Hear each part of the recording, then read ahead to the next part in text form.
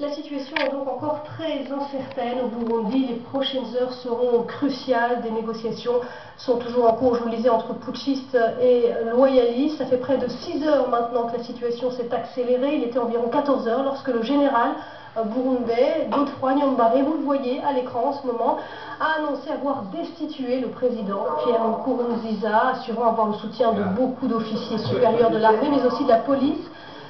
L'ancien chef d'état-major et ancien chef des services de renseignement a profité de l'absence du chef de l'État qui était en Tanzanie pour participer à un sommet consacré justement à la crise au Burundi. On va en parler avec nos invités, mais tout d'abord je vous propose de revenir sur cette journée cruciale pour le Burundi. Les cris de colère ont laissé place aux cris de joie. Des centaines de personnes sont descendues dans les rues de la capitale burundaise après l'annonce de la destitution du président Nkurunziza. C'est l'ancien chef des services de renseignement, le général Godefroy Niyombare, qui l'a déclaré sur une radio privée. Le président Nkurunziza Pierre est destitué de ses fonctions. Le gouvernement est dissous. Le secrétaire permanent des ministères assure les affaires courantes des ministères. Quelques heures plus tard, des centaines de civils se sont rassemblés devant les locaux de la radio-télévision nationale. Des coups de feu auraient été tirés. Le coup de force a eu lieu alors que Pierre Nkurunziza se trouvait à Dar es Salaam pour discuter avec d'autres chefs d'État est-africains de la crise dans son pays. De Tanzanie, les services du président ont démenti le coup d'État et déclaré que la situation était sous contrôle. La situation est pour le moment maîtrisée par les forces loyalistes. La présidente de la République voudrait annoncer à l'opinion tant nationale qu'internationale que cette tentative de coup d'État a été déjouée et que ces gens qui ont lu ce communiqué et qui ont tenté de faire ce coup d'État sont recherchés par les forces de défense et de sécurité. La présidence a promis que les participants au coup d'État seraient traduits en justice. Après l'annonce du coup de force, Pierre Nkurunziza a quitté la Tanzanie pour rejoindre Bujumbura. La situation qui reste donc très incertaine à Bujumbura. On en parle tout de suite avec nos invités. Pierre Benetti, vous êtes journaliste pour Libération, pour le Monde diplomatique. Vous étiez encore il y a quelques jours à Bujumbura. Et puis Christine Deslauriers, vous êtes spécialiste Burundi, historienne et chercheuse à l'IRD. Alors Pierre, tout d'abord, vous revenez du Burundi. Un mot peut-être sur le sentiment que vous aviez à ce moment-là. Est-ce que ce scénario qui est en train de se passer, on ne sait pas si ce coup d'État va réussir ou pas, est-ce que c'était un scénario qu'on envisageait déjà à l'époque, que ça finisse de cette manière-là? Du côté des manifestants, on l'envisageait, voire peut-être on l'espérait, même si c'est assez paradoxal finalement de se battre finalement pour la démocratie, d'espérer un coup d'État, mais quand même il y a beaucoup de gens dans les rues de Bujumbura qui disaient qu'ils avaient une certaine confiance dans l'armée. Alors après, on ne parlait pas forcément du général Godefroy, mais il y avait déjà ces sentiments-là en place, oui. Et vous qui suivez de près également la situation au Burundi, c'est un scénario que vous voyez venir, on va dire? Alors on entendait beaucoup de personnes s'exprimer en faveur d'un coup d'État, et comme l'a dit Pierre Benetti, de manière un petit peu paradoxale quand on recherche la démocratie. Et effectivement, s'il y avait bien eu quelqu'un sur qui parier pour mener un éventuel coup d'État, c'était bien Godefroy Niyombare. Donc là-dessus, ce personnage était clé déjà avant le coup d'État. Un personnage clé, pour quelle raison? Parce qu'il était relativement précis au sein de l'armée, qu'il avait une assise large dans tous les côtés de l'armée. C'est une armée un peu particulière. Oui, c'est un des anciens grands leaders, chefs militaires du mouvement lui-même quand il était encore au maquis, donc pas rentré dans le processus institutionnel. Et ensuite, il est quand même un des grands responsables aussi de la réforme de l'armée, puisqu'il a été chef d'état-major général adjoint, puis ensuite chef d'état-major général, et il a quand même acquis une certaine réputation auprès des militaires dégradés comme des soldats du rang au moment où il était chef d'état-major. Alors ce qui est important à signaler, c'est qu'il avait plutôt une bonne réputation également dans l'aile, on va dire, Tutsi de l'armée, puisque cette armée a été réunifiée avec l'ex-rébellion Hutu et puis les cadres de l'armée, les militaires Tutsi, parce qu'apparemment il y aurait également dans le camp des putschistes des officiers de très haut rang, d'anciens proches du président Tutsi Pierre Buyoya. Oui, d'anciennes forces armées burundaises, c'est fort probable, parce que... Alors après, est-ce que Niyombare était apprécié par tous? C'est pas... Enfin voilà, l'armée c'est quand même un supérieur hiérarchique. D'ailleurs, il faut rappeler qu'il y a encore beaucoup de militaires qui sont loyalistes et fidèles à Pierre Nkurunziza. Rien n'est fait sur ce terrain. C'est ça. Là, on est quand même dans une espèce de, pas de querelle interne au mouvement CNDD-FDD, mais quand même sur des lignes qui ressemblent à celle-ci, de l'ancien mouvement qui repart sur des bases un petit peu, divisées de l'ancien temps, si j'ose dire. Alors, je vous propose tout de suite, on vient de parler du général Niyombare. Nous avons réussi à le joindre brièvement, juste avant ce journal. Je vous propose de l'écouter sur les exclusivités France 24. Je vous propose de l'écouter, le général Niyombare. Je pense qu'il y a quelques affiliages anticipés. Je pense que demain, ça va s'éclaircir. Et vous confirmez que le président Nkurunziza ne va pas atterrir? Ça dépendra. Ça dépendra. S'il parvient à sortir, ok. S'il ne parvient pas à sortir, je sais pas. Un dernier mot, c'est tout simplement, j'aurais aimé que les gens puissent comprendre la vraie raison qu'il faut que les gens s'y inscrivent. Nous sommes un pays démocratique. Ce n'est pas nécessaire d'être obligé de faire ce qu'on a fait. Mais vous savez, quand vous regardez ce qui se passe dans ce pays, le fils s'est passé plus dernière semaine, il n'y a pas de pouvoir de l'autre. La ligne n'est pas très bonne, hein. Vous savez, on a beaucoup de problèmes en ce moment à joindre Bujumbura, mais c'est pour ça qu'on a sous-titré le sonore du général Niyombare. Donc il le disait, il espère que les gens comprennent la vraie raison de ce qui est en train de se passer. On va en parler tout de suite avec Madeleine Moukamabano, qui est en ligne avec nous, journaliste, ancienne journaliste à RFI et à France Culture, et qui est journaliste indépendante aujourd'hui, qui connaît très bien cette région des Grands Lacs. Madeleine, les raisons de ce coup d'État, on a envie de faire une analogie avec ce qui s'est passé au Burkina Faso, mais la situation est quand même différente au Burundi. Quelles sont les vraies raisons de ce mouvement? Je pense que les vraies raisons, enfin, tout le monde a comparé ça avec ce qui s'est passé au Burkina Faso en disant que c'est une sorte de domino qui va gagner la plupart des pays africains. Je crois qu'il faut regarder chaque pays indépendamment. Ce qui s'est passé au Burundi, quitte à choquer les gens, je dirais que ce n'est pas une défense de la légalité, c'est plutôt un rejet d'un régime d'abord qui a bafoué, mais d'une manière incroyable, les droits de l'homme, qui a assassiné ses opposants, dont la plupart c'était des opposants Hutus, comme le président Nkurunziza, qui était dans le maquis avec lui, les membres du FNL, qui a muselé la presse, qui a jeté les journalistes en prison, qui a tué des humanitaires. N'oublie pas quand même que, par exemple, l'employé d'Action contre la faim qui était au Burundi, qui s'occupait des enfants mal instruits, a été tué jusqu'à présent. Il a été dit qu'il a été tué par un proche du régime, mais le procès n'a jamais abouti. Donc je crois qu'il y avait vraiment une sorte de ras-le-bol de la population, de ces violations et de la corruption aussi. Parce que les gens qui étaient dans le maquis, bon, il y a ceux qui sont au pouvoir, il y a ceux qui sont dans l'armée, mais il y a les petites populations de base qui sont rentrées de partout, surtout de Tanzanie. Il faut voir comment ils vivent dans les campagnes, à côté des Mercedes et des Lexus, dans Bujumbura. Je crois que c'est un rejet d'un régime qui n'a rien fait pour les populations, plus que la défense de la légalité. Merci Madeleine. Alors donc, vous le disiez, pour les manifestants, en tous les cas, pour une partie de la population, la goutte d'eau, ça a été cette candidature de Pierre Nkurunziza pour ce 3e mandat. On va revenir sur ces 3 semaines de violence qui ont fait au total une vingtaine de morts, avec Florence Tomaso. Le Burundi a basculé dans la violence le 26 avril dernier. La veille, le président Pierre Nkurunziza annonce devant ses partisans sa candidature à un 3e mandat pour le scrutin présidentiel prévu en juin. Aussitôt, l'opposition se mobilise pour dénoncer cette nouvelle candidature qu'elle juge anticonstitutionnelle.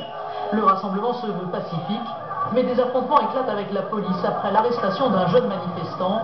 Au jet de pierre, les forces de l'ordre répondent par des tirs de canon à eau et de gaz lacrymogène. 2 hommes de moins de 25 ans sont tués par balle. À partir de ce jour-là, en dépit des interdictions, les Burundais descendent chaque jour dans les rues pour dénoncer les violences et l'attitude du président Nkurunziza. Je n'ai jamais vu ça ici au Burundi. On a eu la guerre, mais là, le président Nkurunziza veut créer le chaos. Il prend les gens pour des idiots. Nous disons non au 3e mandat. Tout sang qui sera versé sera sa faute. Le gouvernement continue sa répression à l'encontre des opposants. Il fait arrêter Pierre Claver Mbonimpa, célèbre défenseur des droits de l'homme et opposant au président. Il sera relâché le lendemain. Le 30 avril, Pierre Nkurunziza fait fermer les résidences universitaires de Bujumbura, officiellement pour des raisons de sécurité. Les étudiants dénoncent cette décision qui, selon eux, vise à mettre un terme aux manifestations. Peine perdue, le mouvement se poursuit, avec des journées sanglantes où des Burundais sont tués, des centaines d'autres blessés ou arrêtés. La mobilisation n'entame en rien la détermination de Pierre Nkurunziza. Alors que la communauté internationale condamne les violences et appelle au respect des droits de l'homme, alors que des milliers de Burundais ont déjà fui leur pays, le président a débuté sa campagne présidentielle dans un pays au bord de la guerre civile. Un pays au bord de la guerre civile. Pierre Benetti, vous qui revenez du Burundi, est-ce que c'était l'impression que vous aviez quand vous étiez sur place? Ces manifestations, en fait, on a du mal à voir qui participait à ces manifestations. Des jeunes, on parle d'étudiants, de jeunes. Finalement, de quel bord étaient-ils ces manifestants? Comment est-ce que vous les décririez? Sur le terme de guerre civile, c'est un terme quand même qui signifie beaucoup de choses, non seulement au Burundi mais dans la région, donc je l'emploierai pas. Même si évidemment il y a un danger toujours que ça arrive. Sur la composition des manifestants, bon, beaucoup de gens apparemment soutenaient le mouvement dans les quartiers sans forcément déjà venir manifester eux-mêmes, parce que quand même c'était prendre des risques énormes. Il faut rappeler quand même qu'avant qu'un coup d'État là, ou une tentative de coup d'État intervienne, il y a une mobilisation populaire assez hallucinante quand même dans un pays qui n'est pas forcément habitué. Les manifestants, évidemment, c'est quand même dans des quartiers comme Nyakabiga, Chibitoke, Musaga, donc des quartiers périphériques. Mais pourquoi? Parce que ils étaient cantonnés dans ces quartiers et qu'ils ne pouvaient pas entrer dans le centre-ville. C'est des quartiers plutôt populaires, ou alors d'une petite classe moyenne. Le gouvernement burundais essaye depuis le début des manifestations de nous dire qu'il s'agit de quartiers à majorité Tutsi. On s'aperçoit que dans les manifestants, il y a beaucoup de Hutus, il y a beaucoup de Tutsis aussi, il y a des Touas, il y a de plus en plus de femmes aussi. Oui, les 2 derniers jours, voilà, justement, c'est à remarquer parce que les premières, même s'il y a eu 2-3 personnes entrées dans le centre-ville la semaine dernière, les premières à pouvoir manifester sans qu'on leur tire dessus, ça a été ces 200 femmes qui ont dit libérer nos enfants, qui sont des gens arrêtés depuis 3 semaines. Alors, on ne sait pas encore une fois comment va évoluer la situation. Il faut le rappeler, pour l'instant, Pierre Nkurunziza est toujours le président du Burundi. D'ailleurs, on a entendu tout à l'heure le général Niyombare qui a reconnu lui-même qu'il n'était pas maître de tout le territoire, loin de là, qu'il restait des cafouillages, ce sont les termes qu'il employait. Qu'est-ce qu'on peut craindre maintenant, Christine Deslauriers? On a beaucoup parlé ces derniers jours des Imbonerakure, ces fameuses milices de la jeunesse du parti au pouvoir, qui ont été entraînées, armées. Ça avait fait l'objet d'un rapport et d'alerte d'ailleurs des Nations Unies. Est-ce qu'elles pourraient passer à l'action finalement, ces milices? Je pense qu'elle pourrait passer à l'action si ça se passe à l'intérieur du pays. Pour l'instant, Bujumbura m'a l'air d'être complètement acquise globalement aux manifestants et à l'opposition. Les Imbonerakure, même éventuellement dans les quelques quartiers où on sait qu'ils ont plus la main qu'ailleurs, ne passeront pas ailleurs. Donc s'il y a un risque d'intervention des Imbonerakure, je pense que ce sera plutôt à l'intérieur du pays. Et c'est ça la grande inconnue pour l'instant. Qu'est-ce qui va se passer sur les collines qui sont quand même isolées médiatiquement de Bujumbura depuis plus de 3 semaines, puisque les émetteurs des principales radios privées ont été fermés. La grande radio publique africaine est fermée complètement, y compris sur Bujumbura. Donc là, même le communiqué de Niyombare a été fait sur des radios privées qui, pour l'instant encore, à ma connaissance, ne continuent de n'émettre que sur Bujumbura. Donc en fait, ce qu'on attend, malheureusement avec un peu d'inquiétude, c'est quelle va être la réaction des populations à l'intérieur, des camps militaires aussi à l'intérieur du pays. Et ça c'est là la grosse inconnue.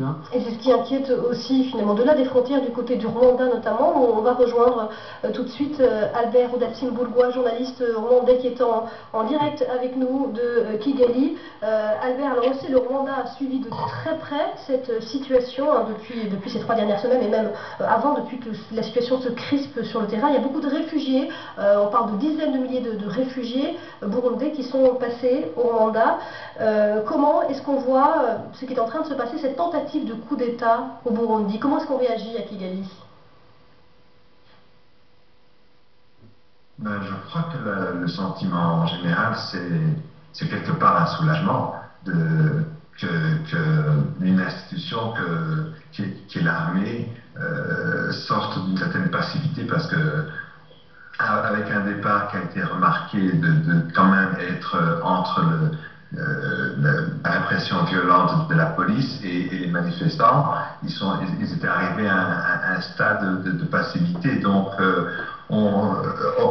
vu du Rwanda, on a toujours quand même peur qu'on dégénère dans une situation telle qu'on l'a connue ici en 1994. Je veux dire, il y avait tellement de symptômes qui indiquaient dans ce sens-là qu'on disait que la seule personne, la seule institution qui pouvait peut-être arrêter cette descente, c'est bien l'armée. Donc, mais, tant que nous n'avons pas, pour tout le monde d'ailleurs, que ce soit à l'intérieur ou à l'extérieur, tant que nous n'avons pas une confirmation que l'armée entière a rejoint le mouvement d'opposition, enfin en tout cas de coup, bien il reste quand même des inquiétudes. Alors on avait entendu le président rwandais, Paul Kagame, très dur, tenir des mots très durs à l'encontre de son homologue burundais.